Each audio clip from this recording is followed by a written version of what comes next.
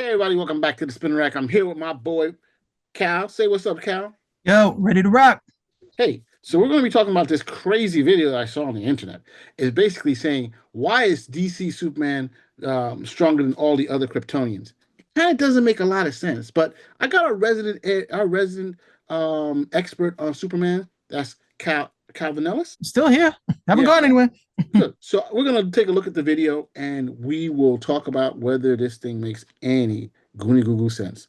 So hold on one second. Why is Superman so much stronger than other Kryptonians? General Zod is a once-in-a-century military prodigy. Even his female lieutenant is a hand-to-hand combat expert. So why can't they beat a wild Superman who grew up on a farm? Is it really just plot armor? First off, it's well known that Superman's powers come from Earth's yellow sun. Krypton, by contrast, had a red sun. No power boost there. So on Earth, Superman is fighting on home turf with full solar energy, while Zod and his team are just starting to adapt. Second, time matters. Superman grew up on Earth, absorbing radiation for decades. Zod and crew arrived like phones with 1% battery, powerful in theory, but not yet charged up. Third, Kryptonians are genetically engineered for specific roles. Zod was born to be a soldier. That's efficient, but limited. Superman, however, was the only natural-born Kryptonian free of genetic constraints. His potential, unlimited. So no, it's not just luck. It's sun, time, and evolution. What is your take on that? That's mostly feasible, but I'll be frank, it's almost like you didn't watch the movie. Explain. Well, let's look at the very first time we see General Zod fight. Who does he fight? I don't recall. Who does he fight? He fights Jor-El. He fights Yeah, Jor-El. he fights Jor-El, yes. Okay, he fights him on Krypton. Now remember, Zod is bred for battle. According to this, he's a once in a generation type soldier. He fights Jor-El. Jor-El is a scientist. Who wins? Jor-El. The only reason why Zod won the fight, he cheated. He ended up stabbing Jor-El in the back. So we see right here, Zod is not that good of a fighter. He lost to Jor-El. That seems to escape a lot of people when they watch the film. They're saying he's a soldier and Clark grew up on a farm. Well, Jor-El grew up in a lab and he still beat him. So, I don't understand why we're asking these particular questions. But isn't that a little bit of, that's a little bit of plot armor also. It doesn't make a lot of sense. When I What's saw the that, plot armor? The fact that who's got the plot armor? Jor-El on that end, right? Russell Crowe couldn't get beat. So I remember that now. How did he have plot armor? He ended up dead. But not by what's his name? It was done outside of that story because the Krypton was going to blow up. But the question is here is that I don't see or the not. plot armor. All right. So the question is here is why is Superman? Are you saying you're wholesaler agreeing the madness that you just saw on video, or are you going to give me a real good breakdown? This is as if we haven't watched the movie. If this was Superman in the comics, it would be different. But you have to look at the movie and accept what the movie tells you. Zod is not that good of a fighter. We can say that he's been bred for battle, or I don't know if we're going to say that all Kryptonian soldiers are not that good, to be quite honest. But Zod fights against someone who's bred to be a scientist, and he loses. He loses handily. And we see the things that Jor-El does at the beginning of the movie. Jor-El's riding some flying Kryptonian dragon. He's jumping in water. He's swimming underwater for I don't know how long. He's make everything look easy. He's action man. And then Zod comes, and we would expect that if Jor-El defeats him, he would defeat him using his wits more so than a straight up fight. No, Jor-El wins the fight, no problem, and Zod ends up stabbing him in the back. So right there on record, Zod is not that good of a fighter. If you're supposed to be a soldier bred for battle, you're losing to a scientist, not too good at the end of the day. Then, okay, we get to Earth. The other thing I didn't agree with, where they're saying that, these guys are like at 1% battery power. Compared to Superman, they're always going to be at 1% battery power. The video says that Superman has no upper limit. That's actually in the comic too. There is no upper limit to how much solar energy he's going to be able to contain. One of the reasons why these guys were so troublesome is because he was fighting at least two of them at the same time. Okay. And then when he is fighting Zod, okay, he's trying to fight Zod without necessarily harming. That's also something that is also baked into Superman's character, that he's not trying to hurt anybody, that he's usually holding back his abilities, which he has been doing since the time that he's had abilities on Earth. Whereas Zod, he's just getting, he's getting more powerful, and he could care less about damage, even though this Superman didn't seem to care too much either. But he's just going, he's just going all out at the end of the day. But we saw between the fight of them, for all the punches that they were throwing against each other, neither one of them were able to physically damage the other. So certain things you got to just look at. Zod is not that good of a fighter. The other guys, to be quite honest, weren't that good either. Oh wait, hold on. I got to retrace. I think this doesn't make a lot of sense. If he's better as a soldier, he really should be a better fighter. And thank you. This whole thing was the way it was written just didn't make sense. So let's just throw that out. What about in the comic books? Let's go in the comics. I mean, why would we throw that out? Why would we throw it out? That was good. It's Zack Snyder's story. It's inconsistent as heck, and you know how much I love bashing on Man of Steel. Why would you throw it out? That's exactly why. We got the fight between the bread soldier and the Kansas farm boy. Where did you get your powers from? On a farm. And he ends up having his neck snapped. For all of that bravado and bluster, he had nothing. He couldn't beat daddy. He couldn't beat son. That's terrible. Go ahead. So what about the latest Superman movie? There we see basically a clone of Superman take him on and beat him handily, at least initially. No, you got to remember that clone was supposedly stronger than Superman. And right. Even though he was stronger than Superman, he still had a fix in that they were programming him, telling him how to counter Superman's abilities. He wasn't fighting autonomously. So, it's like literally he had an edge at the end of the day. Once that edge was removed, Superman handled him without any problem. What's more, Superman never fought him. We never saw Superman fight him at full power. We never saw Superman fight him at full power. As the Hammer of Barovia, I think they fought at some point, and he knocks him to the Fortress of Solitude. He knocks him to the Arctic. Okay, so that might have been it. But every other fight that we saw with him, Superman was never at full power. The final fight, Superman's just recovered from kryptonite poisoning, and he's still able to handle him at the end of the day. Remember, they're flying into space, and he's just punching him in the head, like bang, bang, bang, punching him in the head. Superman keeps flying. He's not stopped or anything. So when they say, oh yeah, he's more powerful, it doesn't play out in the film because, Superman takes a licking and keeps on ticking. So what about the fact that if we're using the logic of the video where they're saying that, hey, it's because he was born and bred here and that he has the power of the yellow sun. The clone was born and bred here in on Earth. So why can't he just be as powerful? I can understand his moves not being there, but he should have basically the same power. The clone is never because you could always go with the argument that the clone is never as good as the original. That the clone is always lacking something. And we saw that even though this clone was able to replicate seemingly his basic abilities, he didn't have the intellect. And, if he didn't have the intellect, then you can make an argument, well, maybe the brain isn't processing things as well as it should, as it would be with Superman. But traditionally, the clones are never as good as the originals. Or the real person. So now let's jump to the... I mean, I don't think you're going to like this, but let's go back to the original Superman when he fights Zod, right? This is the original, what, Superman 2? 2, yeah.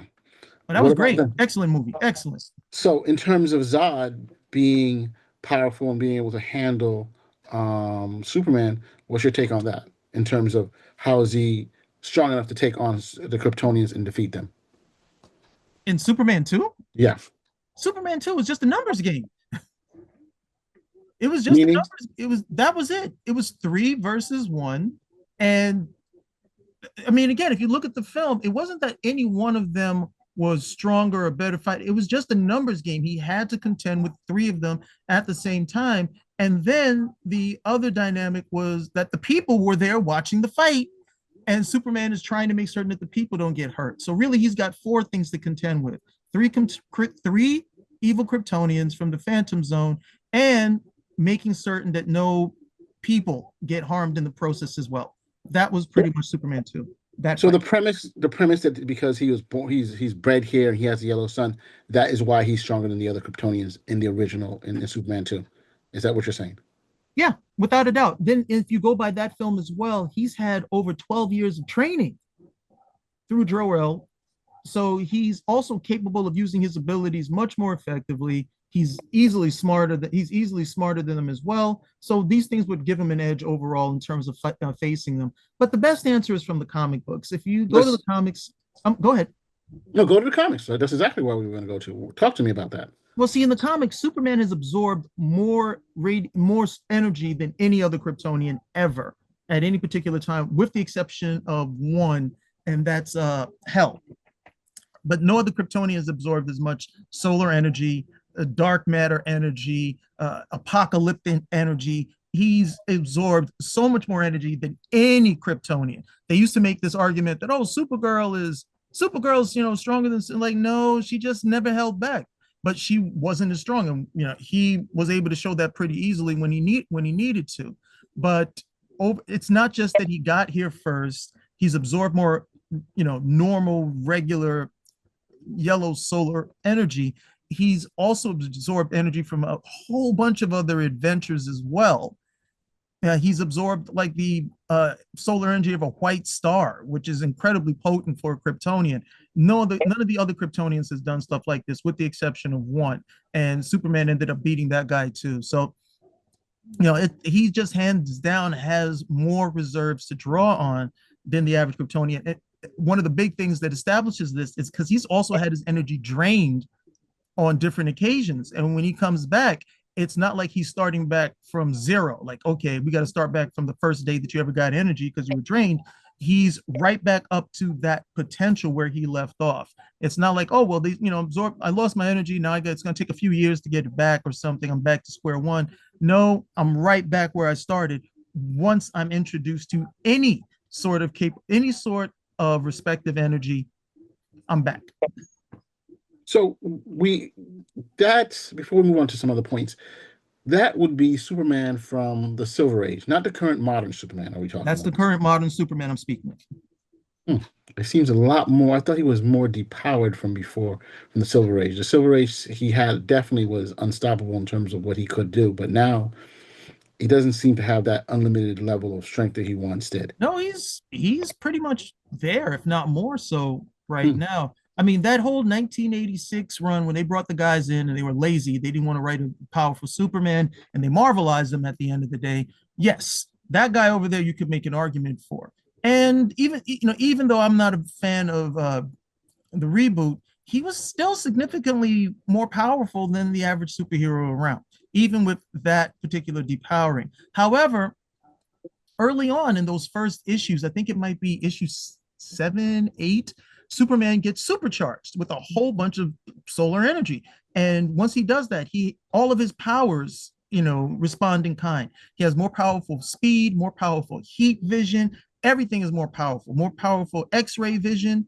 And he ends up having that energy dispersed. But even there in that issue, it's showing that this guy can become a lot more powerful if he absorbs more solar energy. Okay, so let's get back to the Kryptonians. It's been said that Supergirl is more powerful, and I think you just mentioned that that's just because she's at using all her full strength on him as opposed to him. Yeah, it's like fighting a little kid. Little kids, because you're that much stronger than them, they use all their energy. They punch as hard as they want, they kick as hard as they want, they do all this other type of stuff, and they may think, oh yeah, but the moment you flex, they realize, oh, okay, that's what real strength is like. Okay. So that's pretty much what it was. I'm not saying that she's not powerful. She's obviously powerful. She's a Kryptonian, but she's not as powerful as Superman. That's just a nice argument that people want to use. The only case where you can really make that argument definitively is on the Supergirl show, where they decided they were going to bitch Superman to make Supergirl make Supergirl cool. All right, so we're moving on. What about Doomsday? Doomsday was able to defeat Superman, and we see that. And so his power levels, and he's on Earth, he has observed the strength. Doomsday is also solar powered. Right. And one of the reasons why he was able to stay dormant for as long as he was on Earth is he was buried so deeply underground that it took a very, very long time for him to be able to restore himself and get back. But one of the things a lot of people forget is that Doomsday evolved on Krypton. Anything that comes from Krypton tends to be a significant counter to Superman. We have kryptonite, any Kryptonian metals. These things tend to be not only very resilient, strong in themselves, like Superman's cape is virtually indestructible because it's Kryptonian fabric. So a lot of the things, once they come from Krypton and they're treated under a yellow sun, they gain, significantly greater properties than they would under their own natural solar energy. Doomsday evolved on Krypton. Okay, he evolved on Krypton, so he follows along with the same pattern. He's solar powered. He lives off solar energy, and he was evolved to the point that he can only die once from the same particular things. Now, if he had evolved on a different planet, okay, but he's also got a lock in that if it's from Krypton, it's going to be able to give Superman a significant tussle. So as a Kryptonian, he can definitely still take on Superman. Just want to clarify that. Doomsday is not a Kryptonian. We don't know what his actual alien race may be. We just know that he may have just been totally created to be evolved on Krypton. So, but we don't know exactly what Doomsday is, like what his actual DNA would ascribe him to in terms of what alien race at all. But we know he was evolved on Krypton. He was a baby. He was thrown out. He was killed over and over and over and over again. And then, we get the Doomsday that we see. Wow. All right. So last but not, I go back to Superboy Prime, probably the most powerful Superman there ever was. Right? Hang on a second, man. I'm sorry.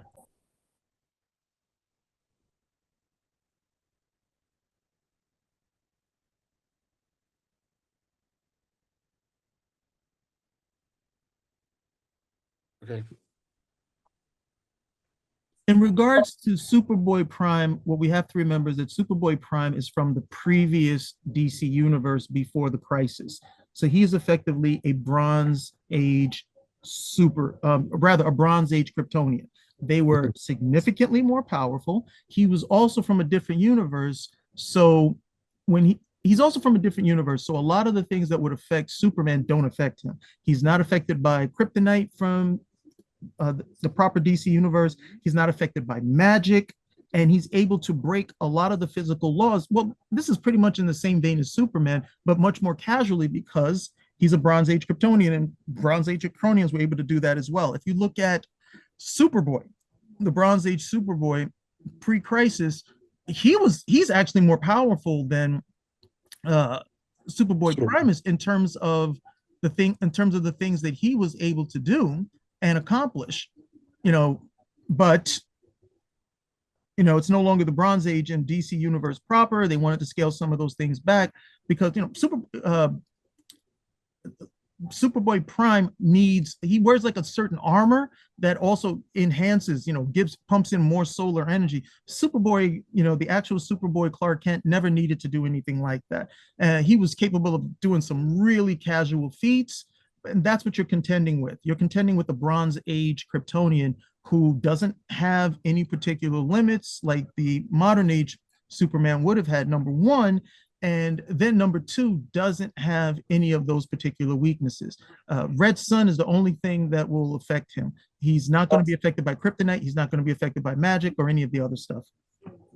Got it. Okay. So this thing about Superman being the most powerful Kryptonian is not necessarily correct because we have Superboy Prime here and a possibility with Doomsday because he's partially person. We got to remember, Doomsday is not a Kryptonian. Okay. Okay, he was evolved on Krypton, but he's not a Kryptonian.